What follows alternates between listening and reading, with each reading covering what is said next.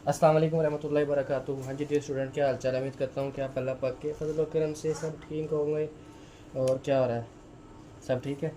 Dear student, सबसे पहले lecture start करने से पहले मैं आपको एक बात हर लेक्चर में डिस्कस करता हूँ। काइंडली अगर आपने अभी तक दुरूद शरीफ नहीं पढ़ा तो अल्लाह पाक की रज़ा के लिए एक बार पढ़ लें। और डियर स्टूडेंट, हमारे चैनल को लाजमी सब्सक्राइब किया करें, ठीक है।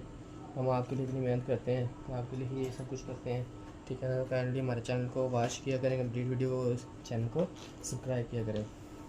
तो डियर स्टूडेंट, सबसे पहले आज मैं आपके साथ डिस्कस करूँगा क्लास 9 चैप्टर उसका 1 एक्सरसाइज हमारे पास है 1.5, ठीक है स्टूडेंट। आपके सामने क्वेश्चन डिस्कस करते हैं। आए हम अभी इन क्वेश्चन को सॉल्व करते हैं, ठीक है। Find the multiplicative inverse of its exist of each. वो कह रहा है कि इनका मल्टीप्लिकेटिव इनवर्स फाइंड करो अगर एग्जिस्ट करता है तो, अगर नहीं करता तो ना करें। हम सबसे पहले चेक करेंगे। तो बेटा उसने हमारे पास एक मैट्रिक्स दिया हुआ है a = -1 3 2 0। तो इस मैट्रिक्स के अंदर उसने हमें 4 एंट्री दी है, ठीक है। तो बेटा इनवर्स का फार्मूला आपको याद करना पड़ेगा। वो क्या होता है? वो होता है A inverse = adjoint A over det A, ठीक है। यानी कि A का एडजॉइंट लेंगे और A का डिटर्मिनेंट भी लेंगे। ये हमने याद करना पड़ेगा। A इनवर्स का जो भी फार्मूला है उसको हमें याद करना पड़ेगा, ठीक है। Adjoint A over det A। तो सबसे पहले बेटा हम डेट डिटर्मिनेंट हमें लेना था, तो हम सबसे पहले डिटर्मिनेंट लेते हैं। डिटर्मिनेंट के लिए आपको पता है दोनों तरफ सीधी लाइनें लगाई जाती हैं। इसकी दोनों तरफ इधर भी लगाई और इधर भी लगा ली। तो वही काम बेटा, इसको मैं दूंगा इससे ज़रब, ठीक है, और इसको दूंगा इससे ज़रब। इसको मैं इससे ज़रब दूंगा और इसको दूंगा इससे ज़रब। बीच में माइनस लगा दूंगा, ठीक है बेटा। बीच में क्या लगाऊंगा? मैं आपके सामने माइनस लगाऊंगा।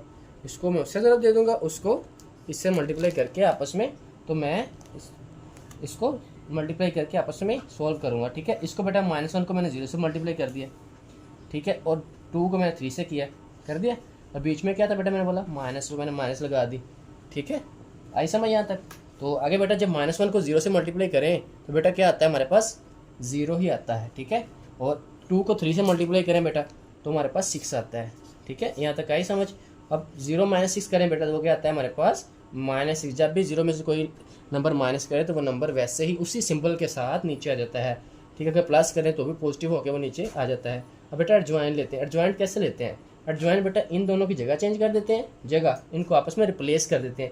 -1 को 0 की जगह पे ले जाएंगे और 0 को -1 की, और ये पॉजिटिव है इनको नेगेटिव कर देंगे। इन दोनों के साइन चेंज करते हैं, सिंबल प्लस को माइनस कर देते हैं, माइनस को प्लस कर देते हैं। अब देखिए इन दोनों की मैं जगह चेंज कर दी।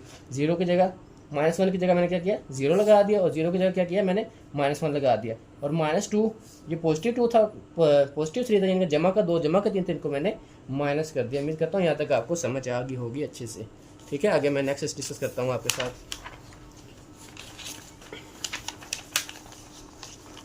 आगे देखिए बेटा, बाय यूजिंग फार्मूला, जो उसने फार्मूला दिया था A इनवर्स = -1 ओवर जो भी आपके साथ डेट A था, डिटर्मिनेंट A था, ठीक है। उसके बाद वो मैट्रिक्स में मैंने वैल्यू पुट कर ली, ठीक है।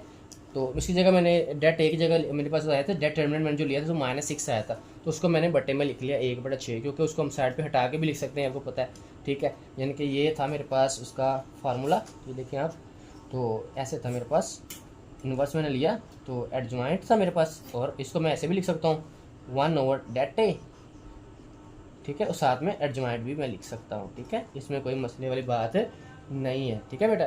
तो आगे देखिए आप, आगे मैंने ये वैल्यू पुट की इसके अंदर इस तरह, ठीक है। आगे मैंने इसको अंदर मल्टीप्लाई कर दिया, 0 को मल्टीप्लाई किया 1 से तो 0/6 आ गया, ठीक है। तो आगे देखें, अगर मैंने इसको मल्टीप्लाई किया -1 को 3/3 से किया तो 3/6 आ गया, ठीक है।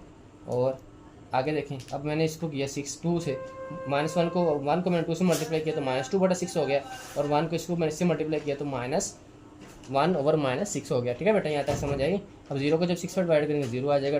3 को 2 के 3 1 3 3 1 3 3 2 6, 1/2 आ गया मेरे पास। और 2 को मैंने फिर 6 2 1 2 2 3 6 पढ़ के काट दिए। कैलकुलेटर की मदद से आप इसको सॉल्व कर सकते हो, कोई मसला नहीं है, ठीक है। तो अब यहाँ पे 0 आ गया, यहाँ पे 1/2 आ गया, और यहाँ पे अपना क्या नाम उसका 1/3 आ गया, और यहाँ पे 1/6 आ गया। ये बेटा सबसे पहला क्वेश्चन मेरा आपके सामने सोल्व हो गया। अब इसका मैं नेक्स्ट पार्ट आपके सामने सोल्व करता हूँ। ठीक है, इसका बी पार्ट मैं आपके सामने अभी सॉल्व करता हूँ डियर स्टूडेंट। तो वैसे ही स्टेटमेंट दिए बेटा 1 2 3 -3 -5।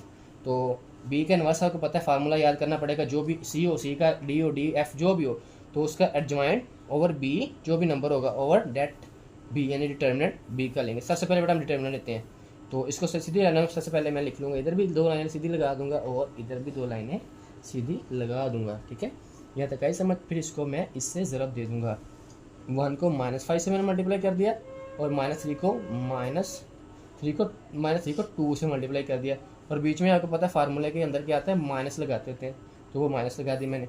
अब 1 को मैं 5 से मल्टीप्लाई करूँगा, यानी कि एक को मैंने 5 ज़रब दी तो -5, फिर बीच में माइनस आ गया, फिर -3 को 2 से दी तो -6। ठीक है, तो -5 और माइनस माइनस बेटा क्या होगा मेरे पास, माइनस को जब माइनस से मल्टीप्लाई करें तो बेटा प्लस हो जाता है। ठीक है, तो -5 और माइनस प्लस हो गया +6, तो बेटा ये मेरे पास माइनस का 5 और +6 हो गया। कैलकुलेटर पे हम लिखे तो ये मेरे पास बेटा क्या आंसर आता है, 1 आता है। ठीक है, इस तरह एडजॉइंट लेंगे। एडजॉइंट कैसे लेते हैं मैंने बताया, इन दोनों की हम जगह चेंज कर देते हैं और इन दोनों के सिंबल यानी साइन यानी अलामत, यानी जो पॉजिटिव या नेगेटिव वो चेंज करते हैं, पॉजिटिव हो तो नेगेटिव करते हैं, नेगेटिव हो तो पॉजिटिव करते हैं। तो बेटा सबसे पहले मैं इनकी जगह चेंज करता हूँ, आपके सामने एडजॉइंट भी लेता हूँ। तो मैंने 1 की जगह -5 कर दिया और -5 की जगह मैंने 1 कर दिया, और ये बेटा ये माइनस का 3 था, इसको मैंने जमा कर दिया, और जमा का 2 था, इसको मैंने -2 कर दिया। बेटा बी, अब इसके फार्मूले के अंदर मैं इसकी वैल्यू पुट करता हूँ, B inverse is equal to adjoint B over determinant B. ठीक है बेटा, तो अब देखें जो मेरे पास फार्मूला था मैंने वो लिख लिया। अब मैं इसको डिटर्मिनेंट बी को साइड पे भी हटा सकता हूँ, पता है हटा के लिख दूँ, तो ये 1 लिख दूंगा, इसको -5 -2 3 1 जो मैंने डिटर्मिनेंट की एडजॉइंट लिया वो मैंने साथ में मल्टीप्लाई कर दिया। अब 1 को जब मैं 5 से मल्टीप्लाई करूँगा तो बेटा वो -5 आ जाएगा, और 1 को मैं -2 से मल्टीप्लाई करूँगा तो वो -2 आ जाएगा, 1 को 3 से मल्टीप्लाई करूँगा तो वो 3 ही आएगा, और 1 को 1 से करूँगा तो वो 1 ही आएगा। यानी कि मैं जिस नंबर को भी 1 से मल्टीप्लाई करूँ बेटा वो ही नंबर एज इट नीचे आ जाता है। उम्मीद करता हूँ कि आपको ये 2 क्वेश्चन की समझ आ गई होगी। ठीक है डियर स्टूडेंट, अब इसका नेक्स्ट पार्ट सी आपके सामने मैं सोल्व करता हूँ। ठीक है, ये उसने स्टेटमेंट दी है वैसे ही, तो इन्वर्स का फार्मूला आपको याद है, वो जो भी matrix A B C D हो उसके साथ एडजॉइंट लेते हैं और उसी के नीचे डिटर्मिनेंट लेते हैं। सबसे पहले बेटा हम डिटर्मिनेंट लेते हैं, मैंने सी का डिटर्मिनेंट लिया। ठीक है, डेट लिया मैंने, देखें आपके सामने, तो इसको मैंने डेट फॉर्म में लिख लिया। सबसे पहले दोनों तरफ सीधी लाइनें लगा दी। अब मैंने इसको इससे तरफ दे दूंगा, ये देखें -2 को दी -9 से ज़रब, और 3 को मैंने दी थी 6 से ज़रब। ठीक है बेटा, यहाँ तक समझ आई। अब जब 2 को 9 से ज़रब दे तो 18 आता है, और माइनस में क्या हो गया बेटा, प्लस हो गया हमारे पास, +18, और जब 3 को मल्टीप्लाई किया 6 से तो 18 आ गया, और बीच माइनस फार्मूले का ये रहा, और ये मैंने वैसे लगा दिया। 18 में से अगर 18 माइनस करें बेटा वो 0 आ जाता है। अब मुझे बताएं कि इसका इन्वर्स हम फाइंड कर सकते हैं, बताएं।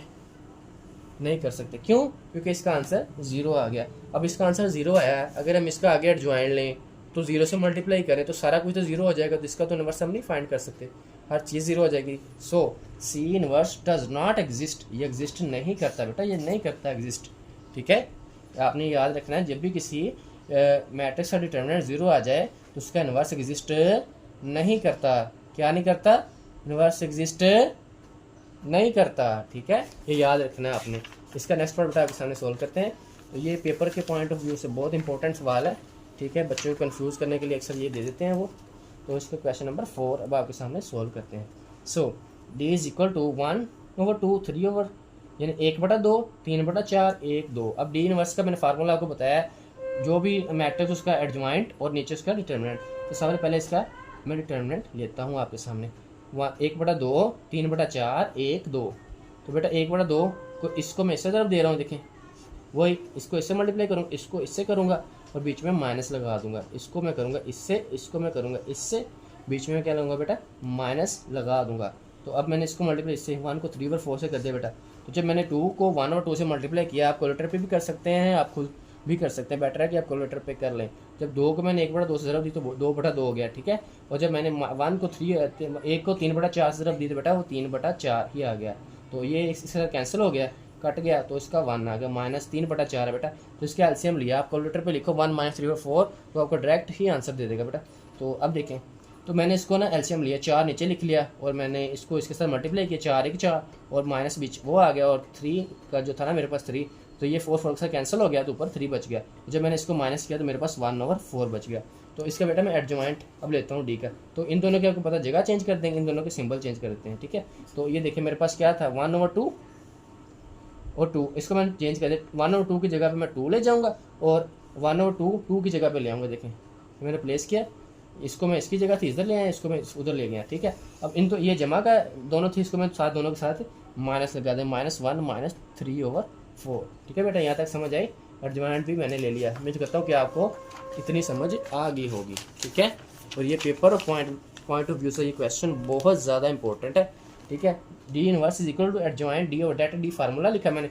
उसके बाद बेटा इसमें ये चेंजिंग थी कि इसमें पहले जो हमारे पास नंबर होते थे ना, देखिए हाँ, वो बटे में नहीं आते होते थे। इसका डिटर्मिनेंट हमें हमारे पास बटे में आया, ठीक है। इनका डिटर्मिनेंट हमारे पास बटे में नहीं आता था, देखें आप, नहीं ना आया तो हम इसको वैसे ही लिख लेते थे या अपनी तरफ से एक बटा लगा लेते, ऊपर एक बटा लगा के इसको हम लिखते थे। देखें आप आगे देखें, ये देखें, ठीक है। बट इधर तो लगा हुआ बटा है, यानी पे बटे के नीचे बटा तो हमने लगाना पड़ेगा, फिर एक बटा, उसके नीचे फिर जो 1 वो 4 था वो बटे में पहले ही आया था, वो लिख लिया मैंने। जब 3 बटे लिखे हो तो बेटा तो वो जो होता है ना, वो उल्ट जो सबसे नीचे रकम होती है वो सबसे ऊपर आ जाती है, और सारा कुछ नीचे 1 होते हैं वो खत्म हो जाता है। आपको पता नीचे 1 हो तो वो वैसे नहीं शो होता, ऊपर हो तो वो शो होता है, नीचे हो तो वो नहीं होता, तो ठीक है ना। तो ये हमारे पास 4 आ गया। अब 4 को मैं 2 से मल्टीप्लाई करूँगा तो 8, अब 4 को 3 से तक ज़रा दूंगा तो 12/4 आ जाएगा, और फिर मैं 4 पर डिवाइड करूँगा तो -3 आ जाएगा मेरे पास। कैलकुलेटर की मदद से भी करते हैं। 4 को मैं 1 से ज़रा दूँ तो -4, और जब 4 को मैं 1/2 से मल्टीप्लाई करूँगा तो 4/2 आ जाएगा। जब मैं तकसीम कैलकुलेटर पे करूँगा तो वो क्या आ जाएगा मेरे पास, 2, 4 तकसीम 2, उसका आंसर मेरे पास आ जाएगा 2। आप कैलकुलेटर पे भी कर सकते हैं। ये स्टूडेंट, उम्मीद करता हूँ कि आपको ये लेक्चर अल्लाह पाक के फजल करम से ठीक ठाक समझ आ गया होगा।